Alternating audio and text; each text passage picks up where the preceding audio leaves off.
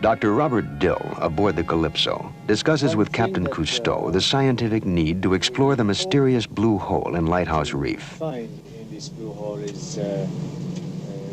Dill, a marine geologist, feels the exploration may make a substantial contribution to our knowledge of Earth history.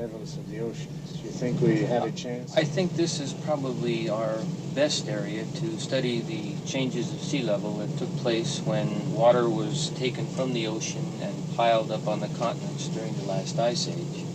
And of course the water, as it came out of the ocean, it didn't come out all easily, come out as a straight line. It came out as a series of steps, and we should find evidence of those steps down inside the blue hole. So it may reveal things about the history of the oceans. Yes, and not only the oceans, but also the continents as well, because the water, in order to be lowered from the oceans, had to go up into ice to form the great ice sheets during the last glacial period. Divers are sent out to reconnoiter the shallow reef in the hope of finding a possible passage for Calypso.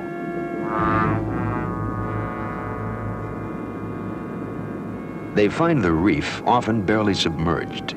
Clusters of coral, staghorns, and elkhorns stretch ominously to the surface.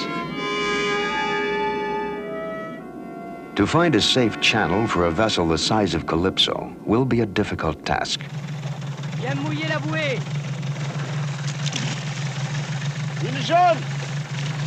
Albert Falco directs the placement of plastic marker buoys, yellow for the left side of the channel, red for the right. The men pick a winding corridor through the reef and report back its varying depths to the ship. Allô, Calypso, Calypso le Zodiac, attention, top. Bouée 29, à bord. Distance 1,52 dans le 18,5. Deck officers Pima Don and Laval prepare a navigational chart of the channel Calypso will follow. Using the ship's radar, they accurately mark the location of each of the buoys.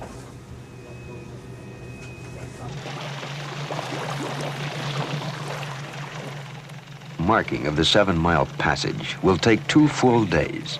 Before finishing, Falco's team will drop 32 buoys.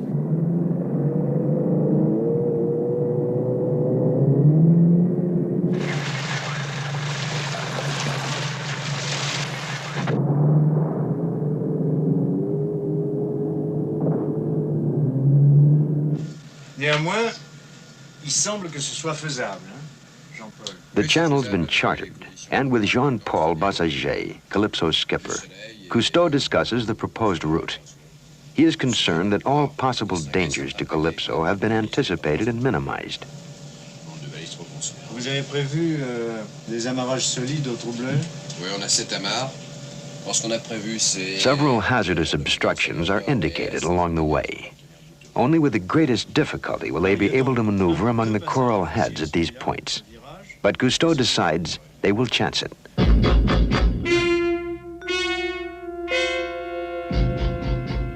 2 small boats sprint ahead of Calypso to warn of undetected mid-channel obstructions.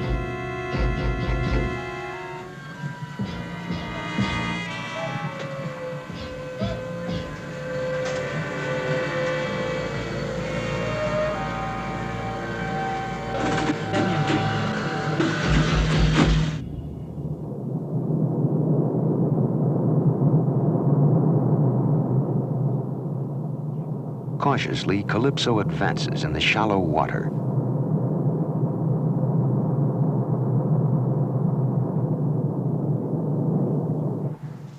From the observation chamber, the beginning of the trip looks encouraging.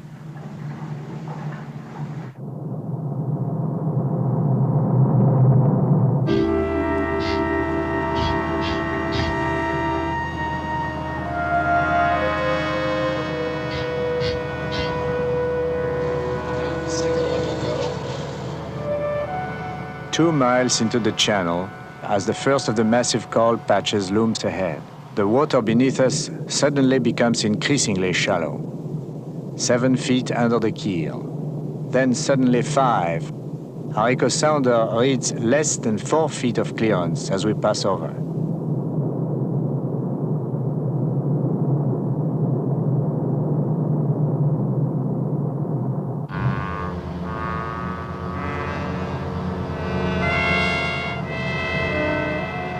Bassager receives a signal from the small boats that there are even higher hurdles to cross.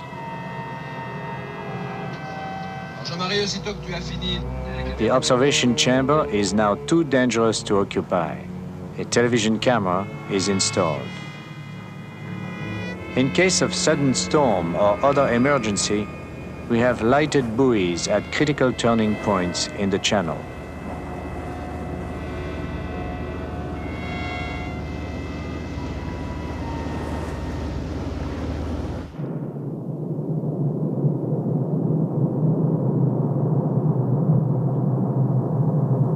The dark patches of coral are plainly visible. I grow increasingly worried. The channel is narrowing and becoming even more shallow. On est obligé de serrer à droite avec le vent. Alors, tu vois la bouée. Ah, je vais voir comment la caméra de télévision. Qu'est-ce que ça donne à la télé? Pour le moment, rien, mais. Ah. Our TV camera below transmits a disturbing scene. André Laban concludes that we now have less than 2 feet of water under our keel. Sous la quille? Ça paraît plus inquiétant de l'extérieur.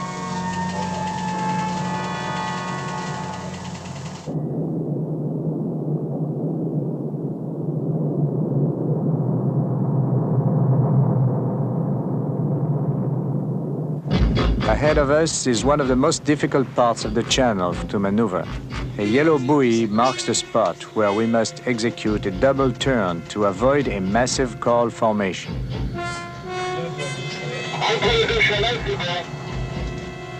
Reçu. Tu passes entre deux rochers.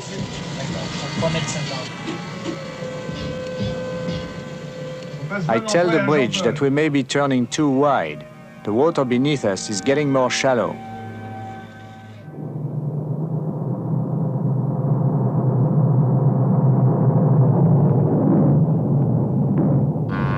Bon, voyons un peu plus haut. The thing we feared most has happened. Fortunately, instead of wrecking Calypso's wooden hull on the sharp coral, we have come to rest on a sandy shore. A diver goes down to inspect for damage. All he finds is a little scraped paint. The task of backing the vessel off the shoal is begun. From a winch, a cable with an emergency anchor is run out behind the ship. Meanwhile, the launches return to take a position at the side of Calypso. Their job will be to gently rock the ship's hull toward the slope of the sandy reef.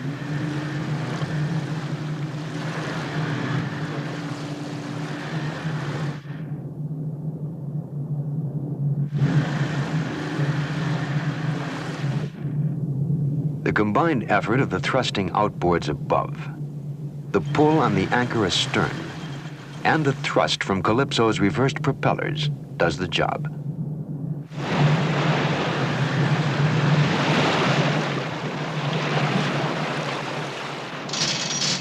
Bassager signals the engine room. They're on the way again.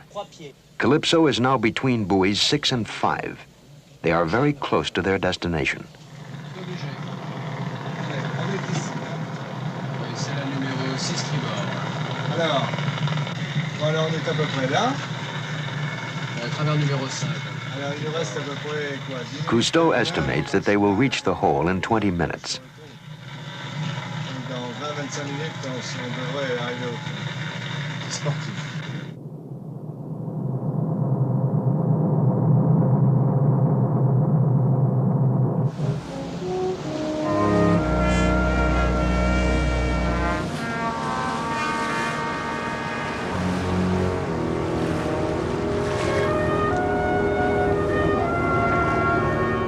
At last, a change in the color of the sea surface ahead indicates that the hazardous 7-mile journey across the reef is nearly behind.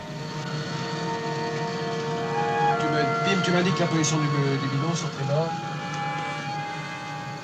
Now before us, betrayed by its indigo blue in an otherwise azure sea, is the magnificent blue hole itself. As we pass by its coal-encrusted rim, we find the pit dark and mysterious. To the eye, there is no bottom. Tales of sea monsters and doomed ships are soon forgotten in the exhilaration of having reached our goal. We have asked our beloved Calypso to do what no ship has done before, and she has obliged us.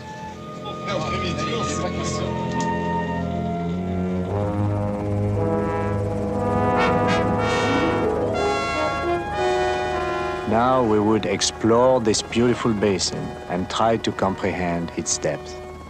1,000 feet wide in diameter, the hole is encircled by a coral flange that would make it difficult to escape in the event of a storm.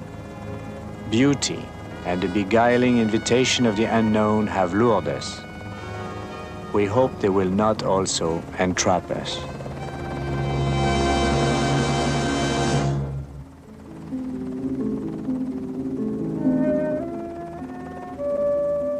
Calypso is moored near the edge of the Blue Hole in Lighthouse Reef.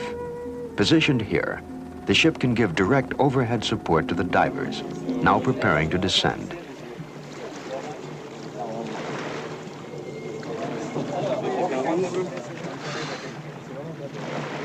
And I'll take the picture, and then we'll go over and we'll take a sample.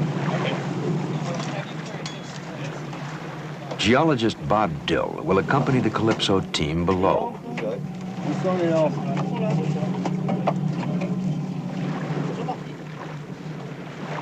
None of the divers know what they may find as the first full-scale exploration into one of nature's great phenomena gets underway.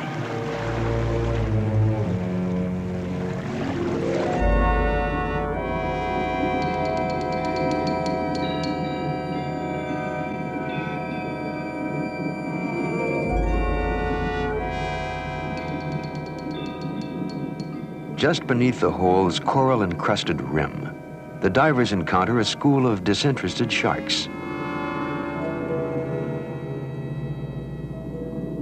Continuing down, our divers probe along the face of the cliff. They find it pockmarked with numerous small caves. A giant sea worm is startled by our lights. Calcium carbonate debris constantly breaks away from the lip of the pit and falls past our divers. We begin to understand that this hole was once a vast cave, the ceiling of which has collapsed.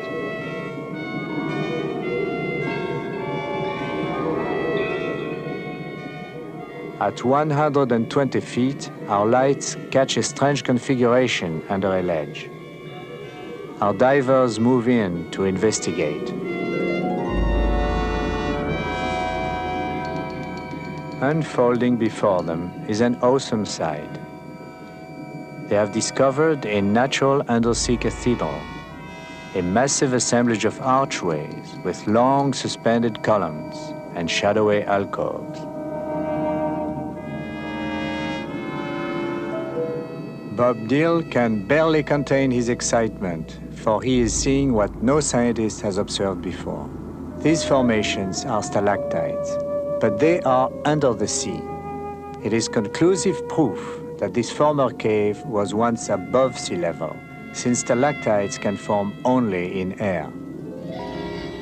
At the end of the ice ages, the rising seas had covered the once dry cave, and its ceiling collapsed to create the British Honduras Blue Hole.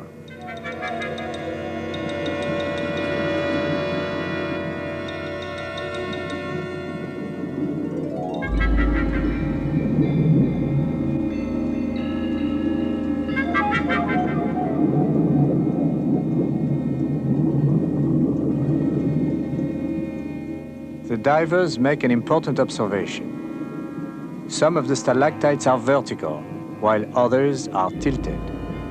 We are anxious to find out why.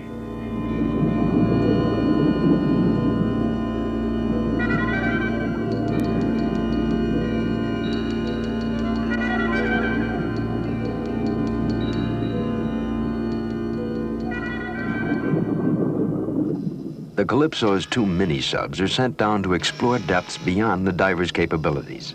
In the first, André Lebon. Albert Falco pilots the second.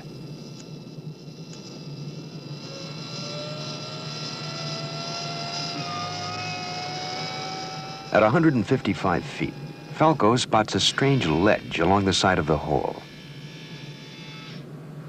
He maneuvers his mini-sub as close as possible to this strange formation.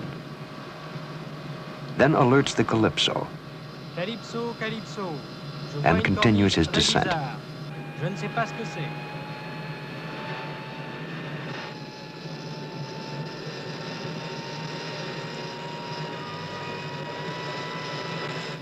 The ledge observed by Falco is now inspected by Bob Dill, too.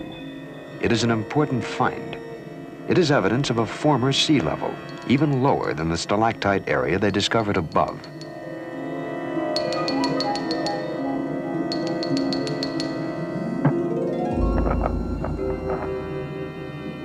A persistent remora distracts the geologist. These so-called sucker fish usually attach themselves to sharks, and Dill almost wishes a shark would come by.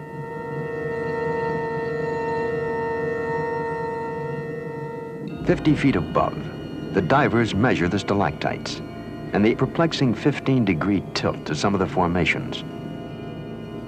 Bob and I are led to wonder if some great cataclysm might have upset this region at one time.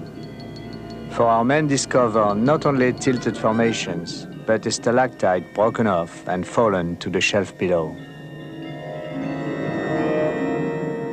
Far above, diver Raymond Cole finds the point of origin of the broken stalactite, a scar on the cavern ceiling.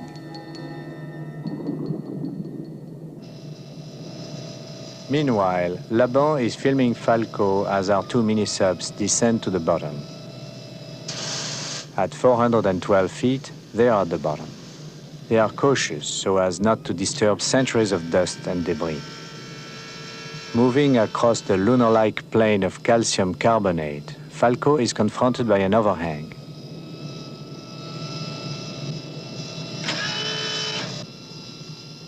Here he finds evidence of small stalactites, indicating a sea level even lower than we found before. Falco and Lebon now retreat from the bottom of the sunken cave. They have found no visible life here, not even a monster.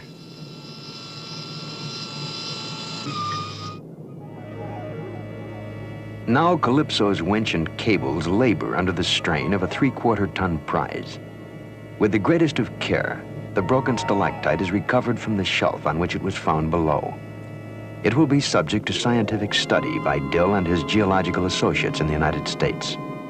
Still another recovered stalactite will be donated by Cousteau to the British Honduras Museum.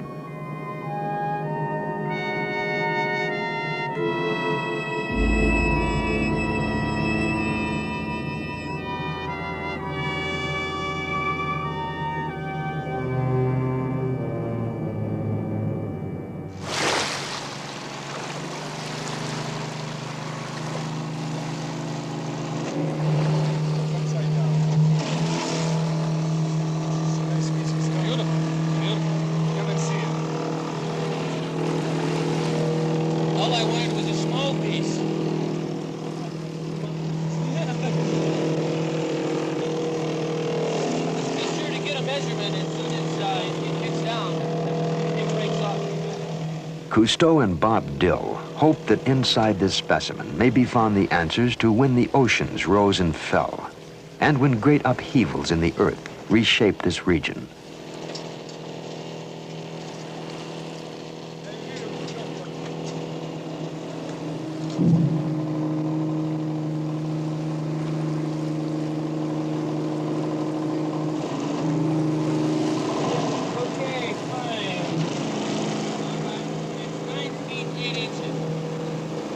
After Cousteau delivers the stalactite to a lab for dating and study, Calypso will move to the Bahamas, 800 miles away.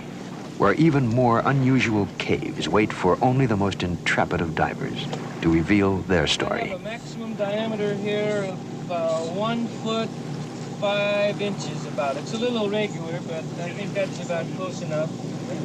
Let's see, that would be 41 centimeters. Don't you taste it normally? It's not to see how it tastes, it's to see the size of the sediment. Yes, it's still the size. At the University of Miami's Marine Lab, Dr. Robert Ginsberg has cut the recovered stalactite both vertically and horizontally. The exciting thing we found are these flat-top layers of mud. Take a look. They contain marine fossils, all right. That's right, and they accumulated after the cave was flooded with seawater. And they were horizontal, like spirit levels at the time of accumulation. But now, notice that they have an angle of about 15 degrees with the long axis of the stalactite. So the stalactite must have been tilted about 15 degrees before sea level flooded the cave and these layers were deposited. We also found the vertical stalactites as well. And we know that stalactites stopped forming approximately 12,000 years ago when sea level came back up. So we here have evidence of tipping and then a period of stability.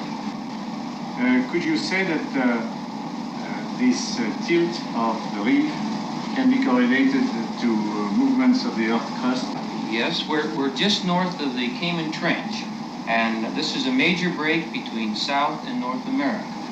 And it looks like we've had movement along the trench between the two continents, then a period of stability for at least the last 12,000 years.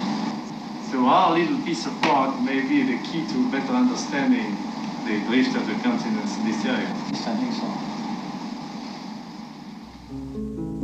Off Andros Island in the Bahamas, there are more than 100 small openings in the ocean floor. From the air, they look like blue footprints on the reef. Their chain pattern is quite different from the single large cavern in British Honduras, and Cousteau wonders if these caves are connected. To find out, a diving party is off to conduct an experiment. The party is led by Albert Falco in the Calypso's new amphibuggy. Their destination, an inland blue hole. As they approach the shore, they are confronted by suddenly turbulent waters, immediate evidence of a blue hole. It is alive with treacherous currents, siphons, and backwash. Divers can descend into these pits only at slack tide. But the hole Falco's team seeks now is one on shore.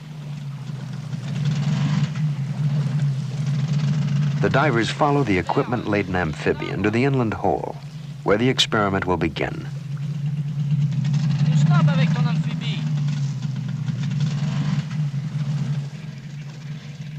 Seen from the air, the hole's deep blue color betrays its depth. To the men, approaching on the sharp limestone rock, it appears a shallow pond.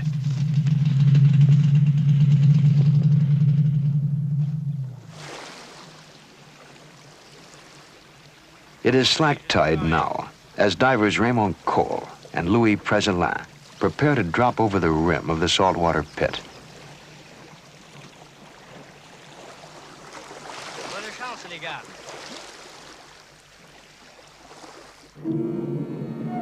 Entering a corridor, the men descend easily, but they can still feel a slight current working against them.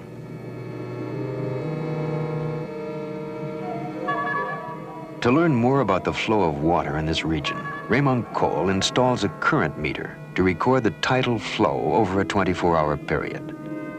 Now the experiment. Louis Prezelin releases a package of harmless green fluorescein dye. It is hoped that the current will carry it far through the cave, and if the blue holes are connected, out into the sea.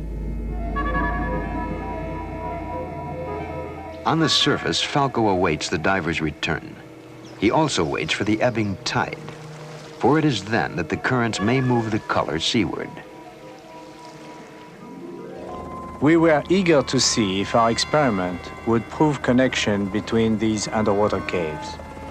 From the inland hole to the nearest hole offshore is about 700 feet. At this offshore hole, we had stationed a launch.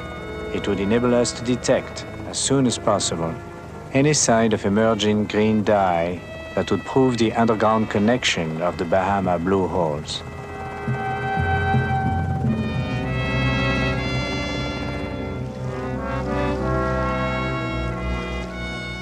After 20 minutes, our efforts are rewarded. Our experiment has established that the holes are interconnected.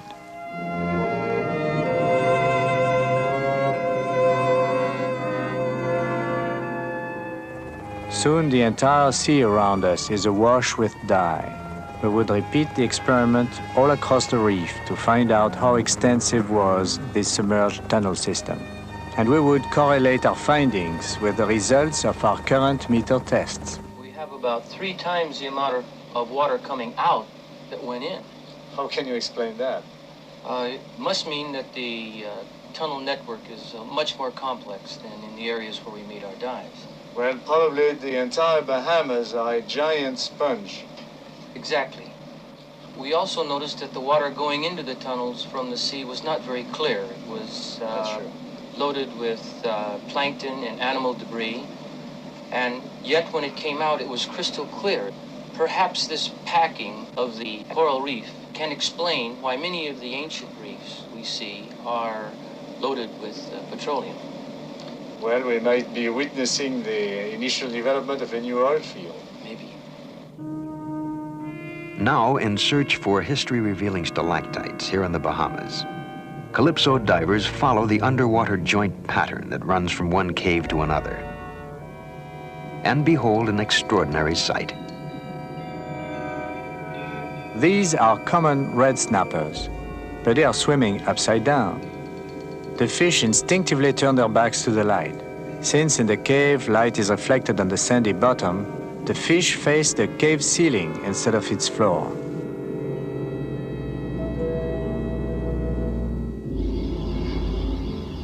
In spite of our artificial light, this confused angelfish continues to do the same.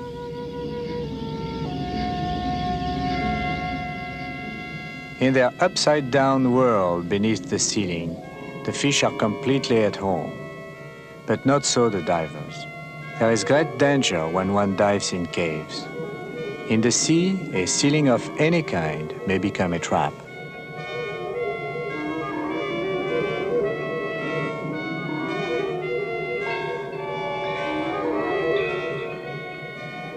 Our divers enter a confining corridor resembling a catacomb. Tunnels intersect other tunnels. It's an underwater maze.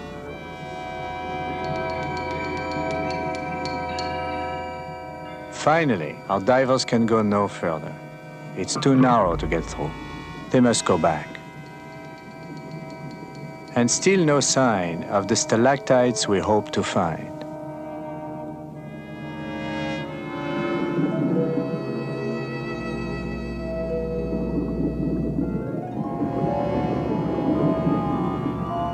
As the divers return, the bubbles of their air tanks, penetrating through the porous limestone ceiling to the floor of the reef above, will graphically mark their way.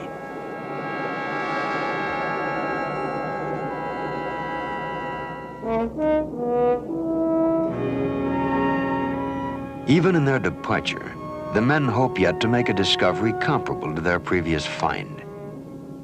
But on their way up, through fissures, tunnels, and chimneys, although they continue to look for proof that this region was once above water, they will not discover a single stalactite.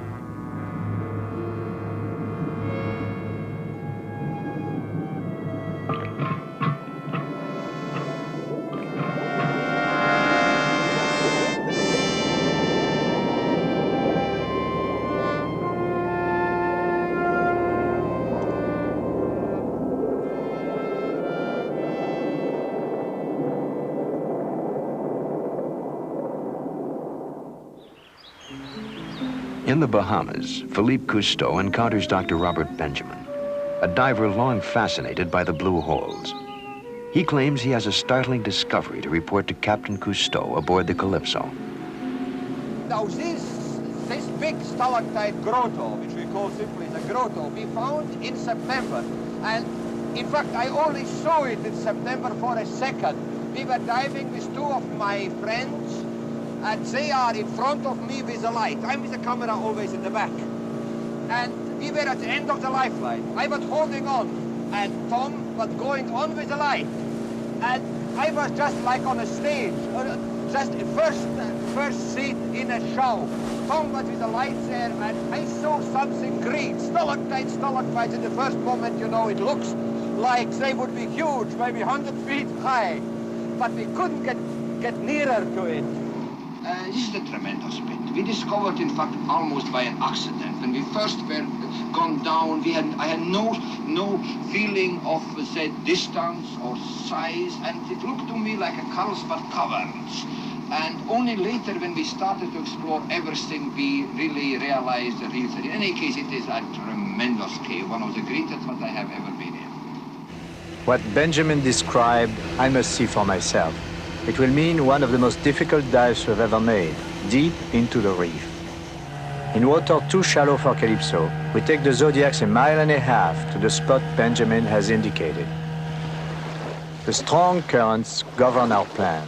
Exactly 10 minutes before the outgoing tide, we start the dive.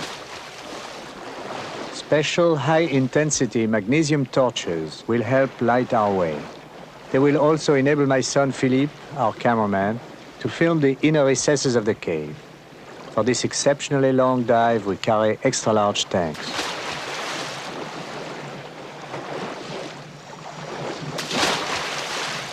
My experiences in cave diving have left memories of danger, fear, near tragedy. Now, as I begin this dive, my curiosity is mixed with strong apprehension. We creep into the narrow opening that leads into the chasm. It is like being swallowed by a giant, gaping clam.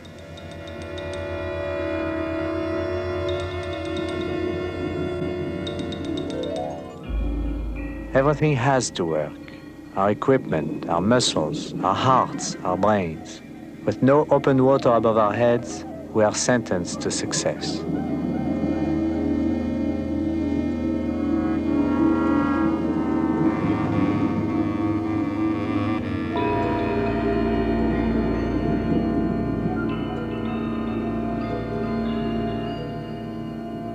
According to Benjamin, we must first head for a chimney-like shaft, down which we must descend vertically to a depth of 165 feet.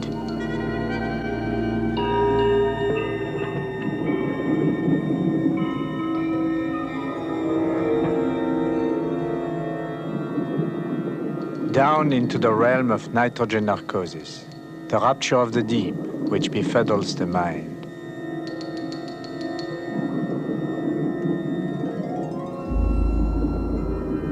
I grasp the line left behind by Benjamin. My head is buzzing and my ears ache, but I cannot slow down.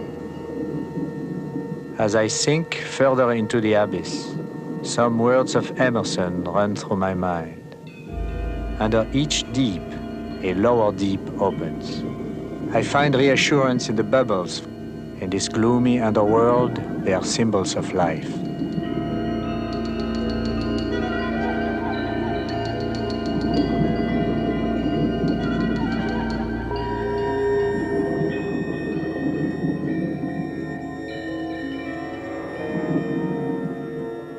While we wait at the bottom of the chimney, François Dorado goes to light the long tunnel that lies ahead of us. With his torches from another realm above, he recalls Prometheus, who stole fire from heaven and gave it to man. He mixes fire and water to bring the light of knowledge and the warmth of wisdom to a dark, forbidding world, until now undisturbed by thought. I strain to fight the narcosis and try to clear my head. My friends around me are mere shadows in this eternal night. When the passage is lighted, I signal we go.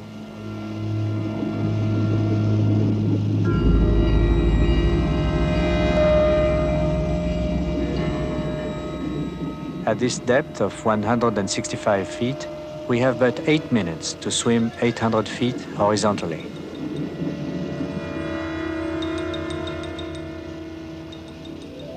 The ceiling above us is an ever-present reminder that we are trapped inside the earth. And under us, for most of the time, there is no floor, only black water of untold depths, a dark abyss into which we would sink hopelessly if we lost consciousness. In this oppressive darkness, I feel what fragile creatures we are, and desperately cling to the narrow, flickering beams of truth I know to be our lights.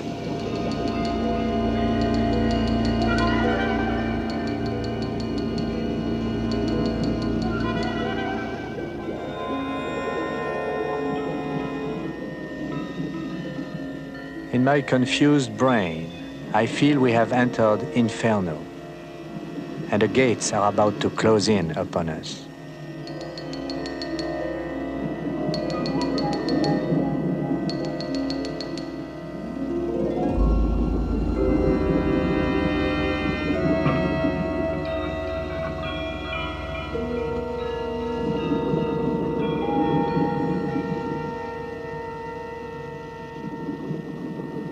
The long swim seems an eternity of effort.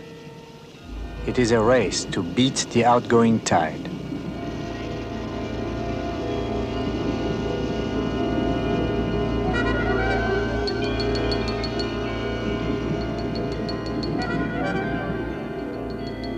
Suddenly, the walls have moved apart, and I know the term of our exhausting journey is near. As I pause to light my torches, my heart is beating heavily, and I am breathing too fast. I try to control it. If I exhaust my air supply, I will be unable to swim back to the world above.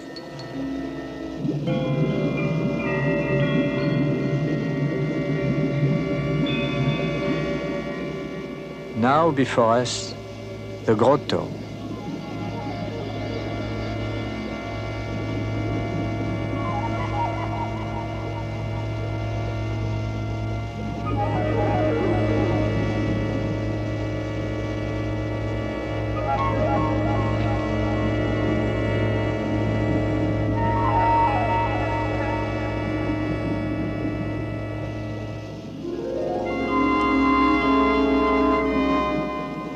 From the ceiling, hundreds of stalactites, witness to eons of darkness, hang. And from below, stalagmites reach up in an effort to join them. We are bedazzled by the sight and haunted by the sound of strange echoes as the rumble of our torches fills the cave.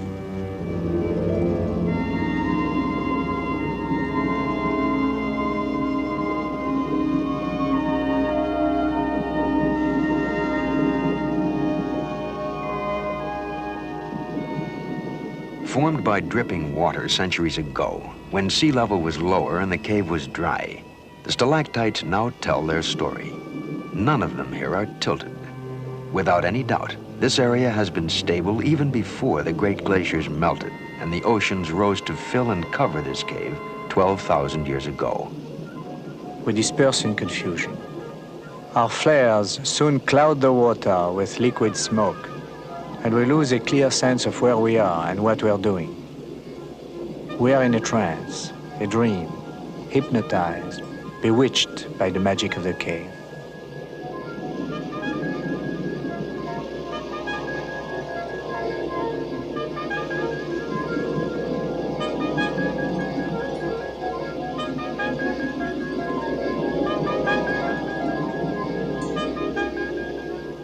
Sediment, disturbed from the bottom, begins to drift upward, blurring our vision. Suddenly, the spell is broken. I become anxious. We must be able now to find our way back, and no one must be left behind.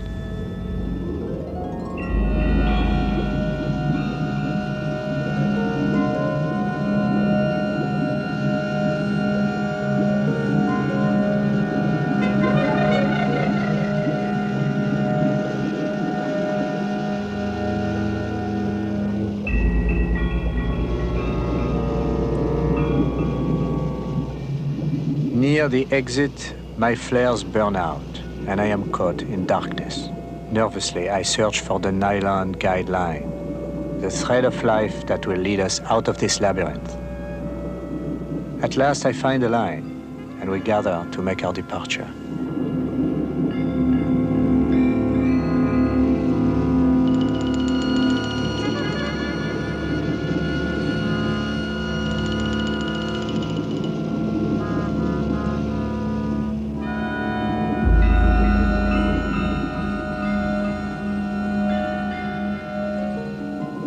Raymond Cole takes back a rare specimen for laboratory analysis, a gorgonian, which in this dark tunnel obtains its solar energy by feeding on plankton brought in by the currents.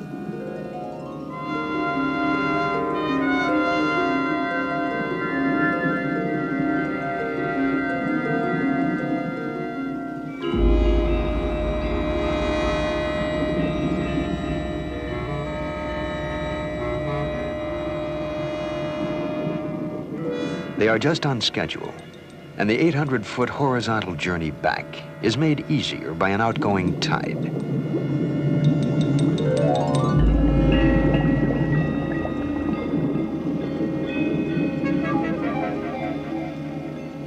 Ahead of us is the winding shaft that will take us 165 feet up to the surface. To avoid decompression accidents, our ascent is slow.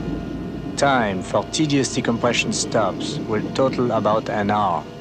We divers have an expression: you pay for your trip on your way out.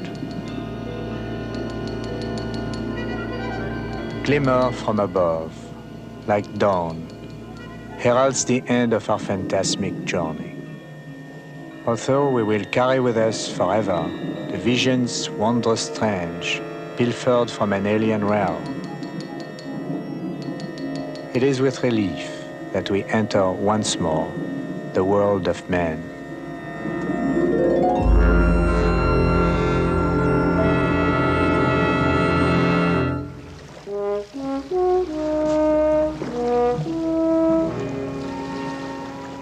We are all back and safe, tired but exhilarated. Benjamin's cave was everything he described, and we have had one of our most challenging ventures.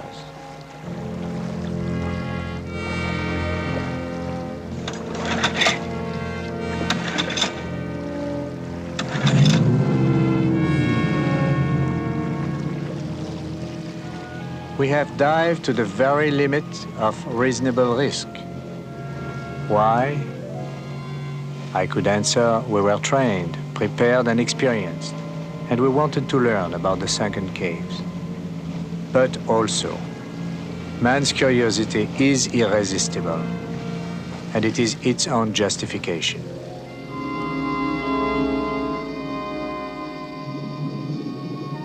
In the future, our equipment will be perfected. New diving techniques devised that will help us delve even deeper into our Earth's past.